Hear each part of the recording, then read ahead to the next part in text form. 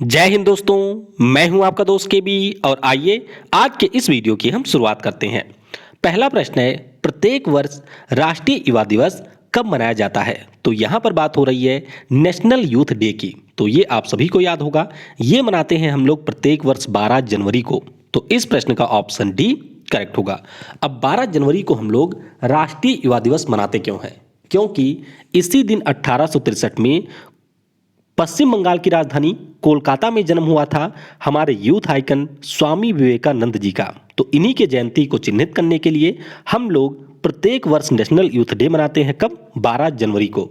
और ध्यान रखिएगा 1984 में इसको मनाए जाने की घोषणा की गई थी।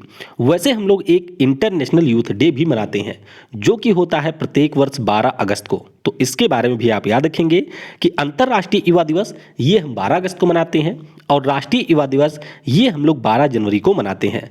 बाकी अगर हम लोग बात करते हैं तो 9 जनवरी को हम लोग प्रवासी भारतीय दिवस मनाते हैं और 10 जनवरी को हम लोग विश्व हिंदी दिवस मनाते हैं। तो ये सभी दिवस आपकी परीक्षाओं के लिए महत्वपूर्ण है।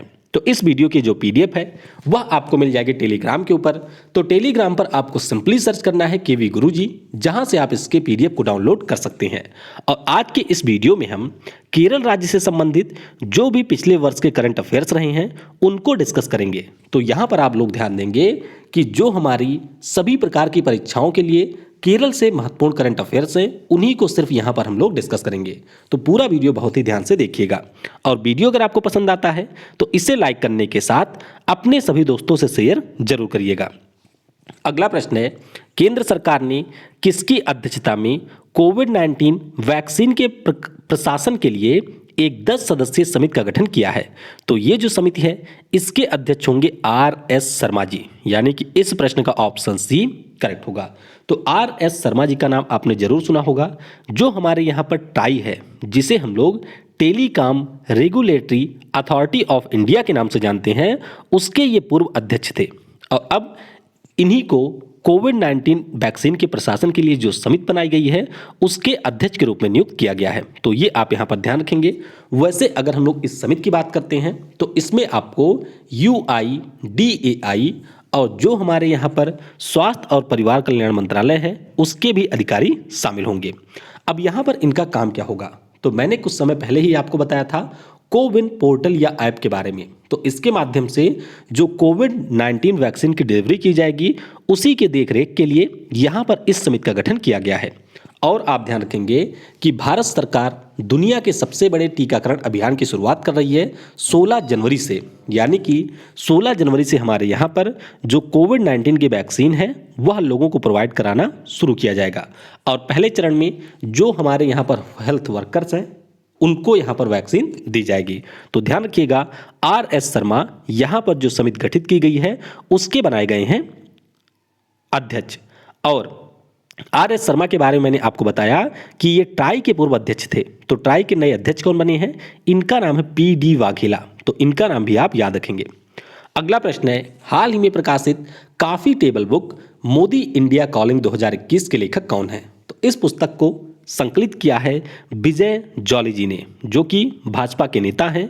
और इन्हीं के द्वारा नरेंद्र मोदी की जो भी राष्ट्रीय या अंतर्राष्ट्रीय यात्राएं रही थी या फिर द्विपक्षीय वार्ता रही थी उसमें जो इनकी फोटो खींची गई थी उन्हीं फोटो को संकलित करके एक पुस्तक का स्वरूप दे दिया है विजय जॉली जी ने। तो ये आपको ध्यान रखना है। और दिल्ली भाजपा के जो अध्यक्ष हैं जिनका नाम है आदेश गुप्ता, इनके द्वारा इस पुस्तक को जारी किया गया। तो ध्यान रखिएगा पुस्तक का नाम है मोदी इंडिया कॉलिंग 2021। अगला प्रश्न है, किस केंद्रीय मंत्री ने कोयला क्षेत्र के लिए सिंगल विंडो क्लियरेंस सिस्टम को लॉन्च किया? तो ये लॉन्च कर दिया है यहाँ पर हमारे गृह मंत्री अमित शाह जी ने। अब यहाँ पर आप बिल्कुल भी कंफ्यूज नहीं होंगे क्योंकि कोल माइंस के हमारे मंत्री हैं प्रहलाद जोशी। कौन है? प्रहलाद जोशी जी हैं। लेकिन यहाँ पर ये जो सिंगल विंडो क्लियरेंस सिस्टम को लॉन्च किया गया इसे लॉन्च किया है हमारे गृह मंत्री अमित शाह जी ने। तो ये आप यहाँ पर याद रखेंगे। वैसे अगर हम लोग कोयले के संदर्भ में कुछ चीज़ों के बारे में बात करें तो पहले तो आपको यही ध्यान रखना है कि हमारे इस समय कोल माइंस मिनिस्टर हैं प्रहलाद जोशी। भारत सरकार ने यह टारगेट रखा है कि 2023-24 तक हम लोग अपने देश में 1 बिलियन टन कोयले का उत्पादन करेंगे और 2024 तक हम सेल्फ सफिशिएंट बन जाएंगे कोयले के क्षेत्र में, यानी कि हम अन्य देशों से कोयले का आयात नहीं करेंगे। बाकी अगर हम लोग कोयले की बात करते हैं तो भारत दुनिया में चीन के बाद में सबसे बड़ा उत्पादक देश भी है, यानी कि प्रोडक्शन भी हमारे यहाँ पर होता है और उपयोगकर्ता भी है, यानी कि हमारे देश में कोयले का उत्पादन और जो उपयोग करने में स्थान है दुनिया में वह दूसरा है और दोनों में चीन है पहले स्थान पर। अब बात करते हैं कि ये सिंगल विंडो क्लियरेंस सिस्टम है क्या। तो अगर कोई भी व्यक्ति हमारे देश में कोयले के खनन में प्रवेश करना चाहता है तो 19 प्रकार के अप्रूवल उसको लेने होते हैं। तो यहाँ पर ये जो सिंगल विंडो क्लियरेंस सिस्टम है, इसके माध्यम से अगर कोई व्यक्ति कोयले के खान के लिए मंजूरी चाहता है तो उसको आसानी से मंजूरी मिल जाए, इसी के लिए सिंगल विंडो क्लियरेंस सिस्टम को लॉन्च किया गया है। अगला प्रश्न है, जनवरी 2021 में जारी डिजिटल इवोल्यूशन स्कोर कार्ड 2020 में कौन सा देश शीर्ष स्थान पर रहा है। तो यहाँ पर शीर्ष पर रहा है हमारा पड़ोसी देश चीन। तो इस प्रश्न का ऑप्शन ए करेक्ट होगा। तो ये जो रिपोर्ट है इसे अभी तुफ्स यूनिवर्सिटी का जो फ्लेचर स्कूल है इसके द्वारा मास्टर कार्ड के साथ में मिलकर के जारी किया गया। अब अगर हम लोग इस रिपोर्ट की बात करते हैं तो यहाँ पर यह देखा गया है कि जो भी हमारे दुनिया के देश हैं उनका किस प्रकार से डिजिटल विकास हुआ है, यानी कि डिजिटल डेवलपमेंट के ऊपर रिपोर्ट को जारी किया गया। तो चीन यहाँ पर रहा है शीर्ष स्थान पर। अपने देश भारत की बात करते हैं तो हमारा देश यहाँ पर चौथे स्थान पर रहा है और रिपोर्ट में ये बताया गया कि पिछले 4 सालों में हमारे यहाँ पर जो मोबाइल इंटरनेट कनेक्टिविटी है वह डबल हो गई है, यानी कि पिछले 4 वर्षों में मोबाइल के माध्यम से इंटरनेट को प्रयोग करने वाले जो व्यक्ति हैं उनकी संख्या यहाँ पर हो गई है दुगनी। तो ये आप थोड़ा सा याद रखेंगे, वैसे बहुत ज़्यादा महत्वपूर्ण रिपोर्ट ये नहीं है। अगला प्रश्न है, भारतीय अक्षय ऊर्जा विकास एजेंसी यानी कि Indian institute of renewable energy development ने किस संस्थान के साथ अक्षय ऊर्जा परियोजनाओं के लिए एक समझौता किया है। तो ये समझौता इन्होंने अभी किया NHPC के साथ में, यानी कि national hydro electric power corporation limited के साथ में यहाँ पर एक समझौता किया गया है। तो इस प्रश्न का ऑप्शन डी करेक्ट होगा। तो बस आपको ध्यान रखना है कि जो हमारे यहाँ पर NHPC लिमिटेड है इसके द्वारा अगले 5 वर्षों में, कितने वर्षों में, अगले 5 वर्षों में जो नवीकरणीय ऊर्जा से संबंधित परियोजनाएं हैं उनकी स्थापना के लिए समझौता किया गया है। और NHPC ने ये टारगेट रखा है कि अगले 3 वर्षों में हम लोग 7.5 गीगावाट के नवीकरणीय ऊर्जा परियोजनाओं को स्थापित करेंगे। बाकी अगर हम NHPC की बात करते हैं तो इसकी स्थापना 1975 में हुई थी। मुख्यालय आपको मिलेगा हरियाणा के फरीदाबाद में और CMD यहाँ के हैं अभय कुमार सिंह। कौन है इसके CMD हैं अभय कुमार सिंह। अगला प्रश्न है, जनवरी 2021 को किस भारतीय अर्धसैनिक बल के द्वारा मैत्री साइकिल रैली का आयोजन किया गया। तो ये जो मैत्री साइकिल रैली है इसकी शुरुआत की गई है BSF के द्वारा, यानी कि बॉर्डर सिक्योरिटी फोर्स के द्वारा इसकी शुरुआत की गई है। तो इस प्रश्न का ऑप्शन सी करेक्ट होगा। अब ये रैली है क्या। तो यहाँ पर अगर हम लोग बात करते हैं तो एक हमारा पड़ोसी देश है जिसका नाम है बांग्लादेश। अब बांग्लादेश की बात करते हैं तो इसके साथ में हमारे कई सारे राज्यों की सीमा लगती है, जैसे कि यहाँ तक हो गया पश्चिम बंगाल, उसके बाद में असम आ जाता है, फिर यहाँ पर है मेघालय, उसके बाद में यहाँ पर त्रिपुरा है और यहाँ पर है मिजोरम। तो इस वर्ष यानी कि 2021 में जो बांग्लादेश के जनक हैं शेख मुजीबुर रहमान जी, तो इनके जयंती का ये 100वां वर्ष है और इसी अवसर पर BSF के द्वारा यहाँ पर मैत्री साइकिल रैली का आयोजन किया जाएगा। तो जो हमारे BSF के यहाँ पर जवान हैं वह क्या करेंगे, उनमें से 13 लोगों को सेलेक्ट किया गया है और इन्होंने पश्चिम बंगाल से रैली की शुरुआत की है। अब ये रैली जो हमारी बांग्लादेश के साथ में बॉर्डर है उसके पास से होकर के चलेगी, ऐसे ऐसे, यानी कि पश्चिम बंगाल जाएंगे ये, फिर असम, उसके बाद में मेघालय, फिर त्रिपुरा और उसके बाद में जाकर के ये समाप्त होगी आपके मिजोरम में। तो कुल मिलाकर के 66 दिनों की ये रैली है। कितने, 66 डेज की ये रैली है। और समाप्त कब होगी ये, तो 17 मार्च को जब शेख मुजीबुर रहमान जी का जन्म दिवस होता है उस अवसर पर ये जाकर के समाप्त होगी। बॉर्डर सिक्योरिटी फोर्स की बात करते हैं तो 1 दिसंबर 1965 को इसकी स्थापना हुई थी। मुख्यालय आपको नई दिल्ली में मिल जाएगा और इसके महानिदेशक हैं राकेश अस्थाना जी। अगला प्रश्न है, यूनाइटेड किंगडम के द्वारा वर्ष 2021 में आयोजित COP26 के लिए किसे अध्यक्ष नियुक्त किया गया? तो ये प्रश्न पुराना है, पिछले साल भी इसके बारे में हम लोगों ने डिस्कस किया था कि जो COP26 है UNCCC का, उसके अध्यक्ष बनाए गए हैं आलोक शर्मा। तो ये हमारे भारतीय मूल के एक यूके के नागरिक हैं और यही COP26 के लिए अध्यक्ष होंगे। अब आपको यहाँ पर कुछ महत्वपूर्ण पॉइंट यहाँ से ध्यान रखने हैं। अगर आपसे परीक्षा में ये पूछ लिया जाए कि जो COP26 2021 में आयोजित किया जाना है, इसका आयोजन कहाँ पर होगा, तो ये आयोजित किया जाएगा स्कॉटलैंड के ग्लासगो शहर में। कहाँ पर? ग्लासगो शहर में इसका आयोजन किया जाएगा। और आलोक शर्मा जी की अगर हम बात करें तो इस समय जो ब्रिटेन की कैबिनेट है, यानी कि यूके की जो कैबिनेट है, उसमें व्यापार, ऊर्जा और उद्योग मंत्री हैं आलोक शर्मा जी, तो इसलिए भी इनका नाम महत्वपूर्ण है। वैसे अगर हम लोग अन्य नामों की बात करें तो ऋषि सुनाक वहाँ के वित्त मंत्री हैं, यानी कि बैलेंस ऑफ एक्सचेकर हैं। और प्रीति पटेल की बात करें तो ये हैं होम सेक्रेटरी। वहाँ पे जो आपके मंत्री होते हैं उन्हें हम लोग सेक्रेटरी के नाम से जानते हैं। अब कॉप की बात हुई है, यानी कि कॉन्फ्रेंस ऑफ पार्टीज की बात हुई है, तो जो United nation climate change conference है, इसका पहला कॉप हुआ था जर्मनी की राजधानी बर्लिन में। उसके बाद में 24वें कॉप की बात करते हैं तो ये काटोवाइस पोलैंड में हुआ था। और 25वां आपका हुआ था 2019 में स्पेन की राजधानी मैड्रिड में। तो ये सारे आपके लिए महत्वपूर्ण हैं। अगला प्रश्न है, अमेरिका के नए राष्ट्रपति जो बाइडेन ने किसे अमेरिका के राष्ट्रीय सुरक्षा परिषद में शामिल करने की घोषणा की है? तो यहाँ पर घोषणा की गई है सुमोना गुहा, तरुण छाबड़ा की। तो इस प्रश्न का ऑप्शन सी करेक्ट होगा। तो बस आपको इतना ध्यान रखना है कि अभी जो नए राष्ट्रपति निर्वाचित हुए हैं अमेरिका के, जिनका नाम है जो बाइडेन, तो जो बाइडेन 20 जनवरी 2021 को अपने पद की शपथ लेंगे। और उससे पहले सुमोना गुहा, तरुण छाबड़ा और एक हमारे यहाँ की है शांति कलाथिल, तो इनको अपने यहाँ की राष्ट्रीय सुरक्षा परिषद में शामिल किया गया है। और सबरीना सिंह की बात करते हैं तो इनका नाम भी आप जरूर याद रखेंगे, क्योंकि इन्हें अभी उनके द्वारा, जो बाइडेन के द्वारा, जो व्हाइट हाउस है वहाँ पर उप प्रेस सचिव के रूप में नियुक्त किया गया है। इससे पहले हम लोगों ने एक नाम और डिस्कस किया था, जो कि था वनिता गुप्ता का। इनका नाम आप इसलिए ध्यान रखेंगे क्योंकि अमेरिका की ये नई एसोसिएट अटॉर्नी जनरल बन गई हैं, तो इनका नाम आपके लिए काफ़ी ज़्यादा महत्वपूर्ण है। अगला प्रश्न है, केंद्र सरकार ने किसकी अध्यक्षता में राष्ट्रीय परिवार स्वास्थ्य सर्वेक्षण 5 के प्रतिकूल निष्कर्षों के अध्ययन के लिए एक समूह का गठन किया है? तो इस समूह के अध्यक्ष होंगे प्रीति पंत। कौन होंगी? प्रीति पंत, जो कि ज्वाइंट सेक्रेटरी हैं, तो यही इस समूह की होंगी अध्यक्ष। तो इस प्रश्न का ऑप्शन ए करेक्ट होगा। तो बस आपको ध्यान रखना है यहाँ पर कि जो हमारे यहाँ पर नेशनल फैमिली हेल्थ सर्वे हुआ था 5वां, उसके क्या परिणाम आए थे, उसकी जांच इनके द्वारा की जाएगी। इसके अलावा जो विभिन्न बीमारियां होती हैं, जैसे कि एनीमिया हो गया, स्टंटिंग हो गया, कुपोषण हो गया, इन सभी के जो संकेतक होते हैं उनमें किस प्रकार का सुधार किया जाए, इसके लिए भी इस समिति के द्वारा सुझाव दिया जाएगा। तो बस आप थोड़ा सा ध्यान रखेंगे कि प्रीति पंत इसकी अध्यक्ष नियुक्त की गई हैं। तो इस प्रकार से जो हमारे सबसे महत्वपूर्ण प्रश्न थे उनको हमने यहाँ पर डिस्कस किया। कुछ अन्य प्रश्नों के बारे में भी आइए यहाँ पर जान लेते हैं। जैसे जापान की सरकार ने अभी ये कहा है कि जो भारत के द्वारा कोविड-19 राहत प्रयास किए जा रहे हैं, उसके लिए हम उन्हें 30 बिलियन जापानी येन का ऋण देंगे। कितने का? 30 बिलियन जापानी येन का ऋण देंगे। ऐसी घोषणा अभी जापान की सरकार के द्वारा की गई है।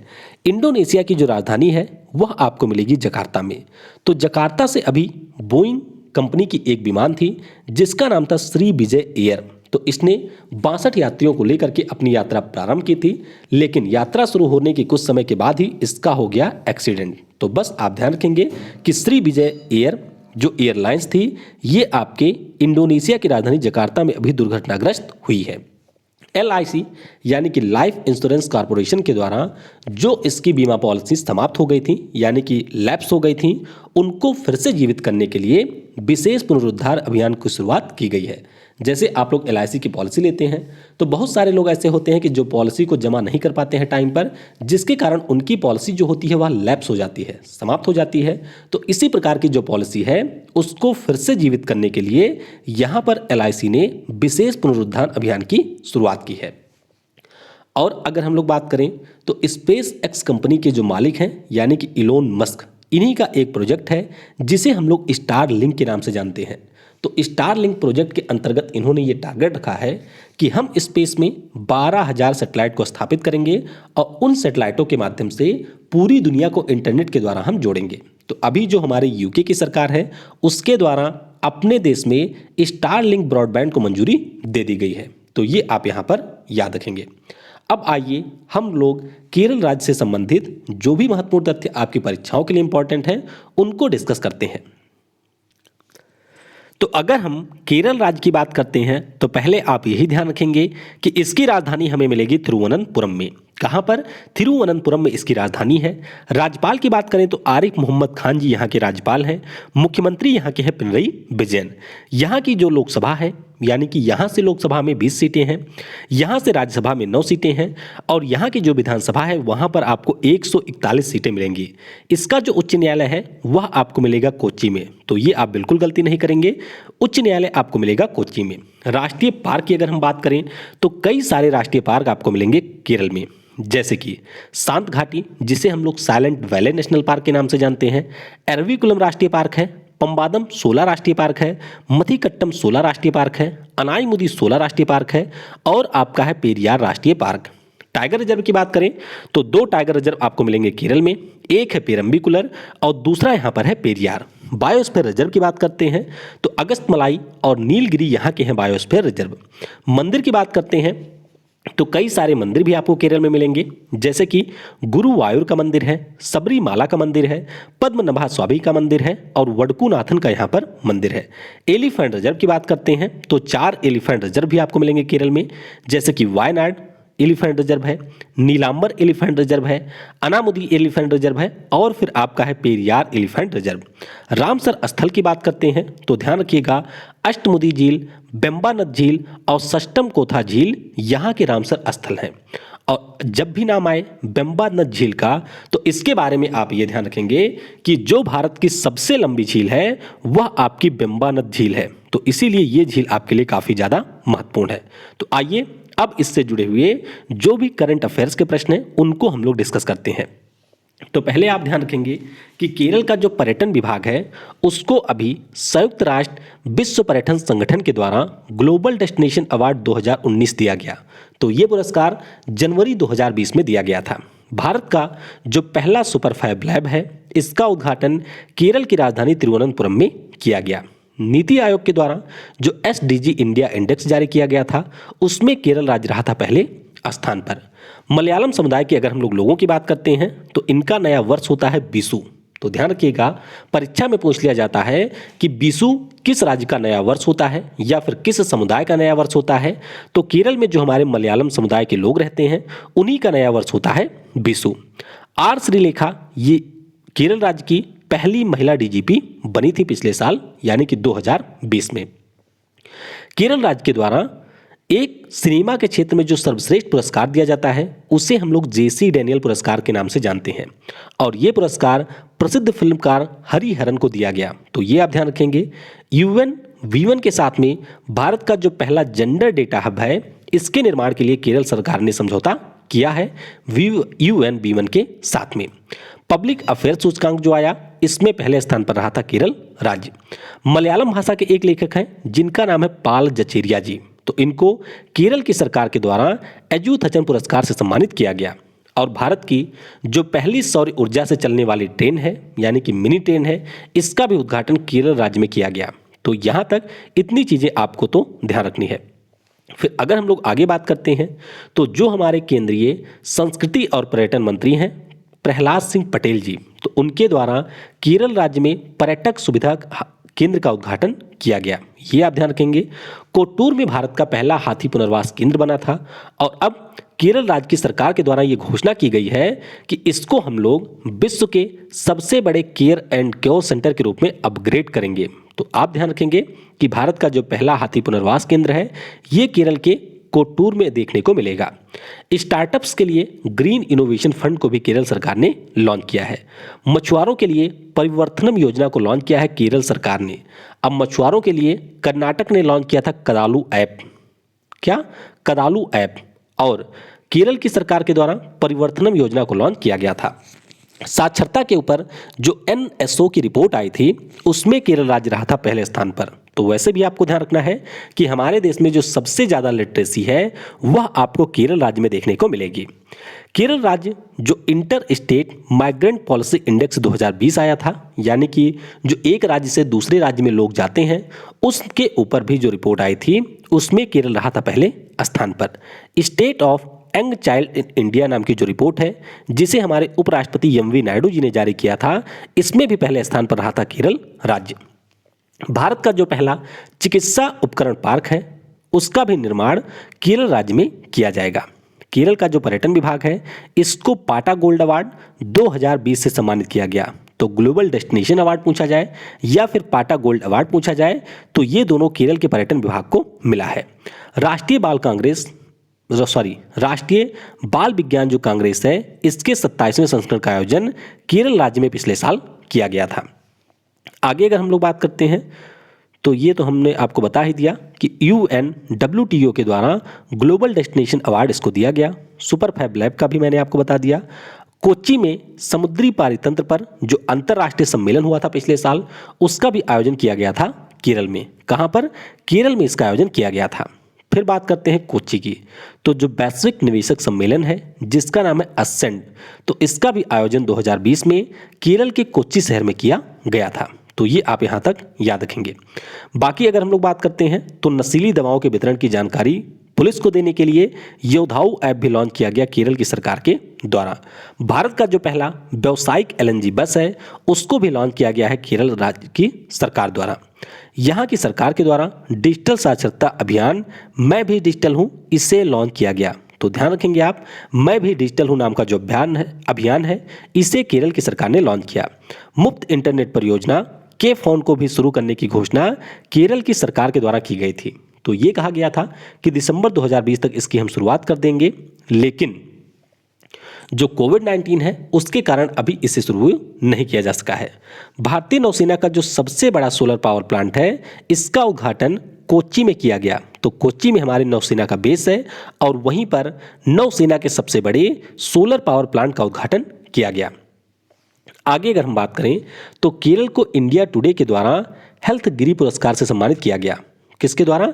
इंडिया टुडे हेल्थ गिरी पुरस्कार से केरल राज्य को सम्मानित किया गया।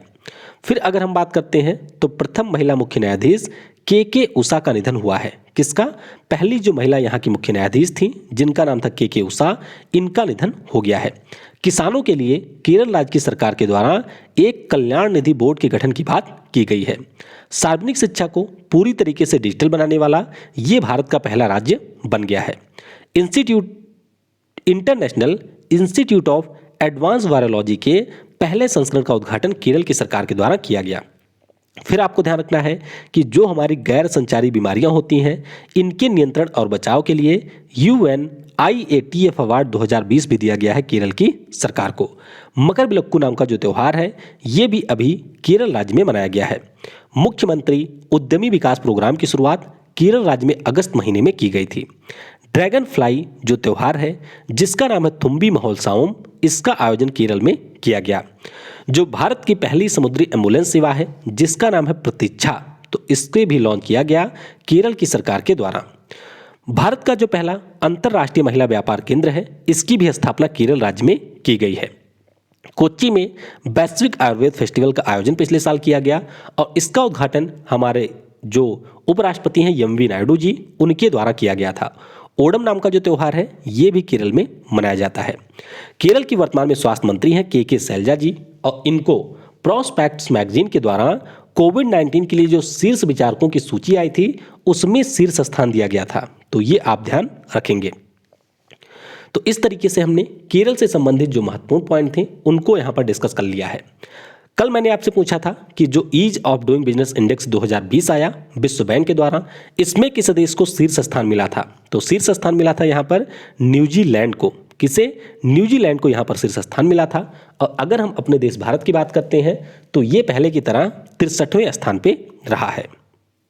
आज के वीडियो से आपके लिए प्रश्न है, नवंबर 2020 में जो त्रिपक्षीय समुद्री अभ्यास शुरू हुआ था जिसका नाम था सिटमैक्स, तो इसमें भारत के अलावा और कौन सा देश शामिल था? तो इस प्रश्न का उत्तर आपको नीचे कमेंट सेक्शन में देना है। वीडियो आपको कैसा लगा ये भी आप नीचे कमेंट में बता सकते हैं। Thanks for watching. जय हिंद, जय भारत, और सबसे जरूरी, पढ़ेगा भारत तो बढ़ेगा भारत।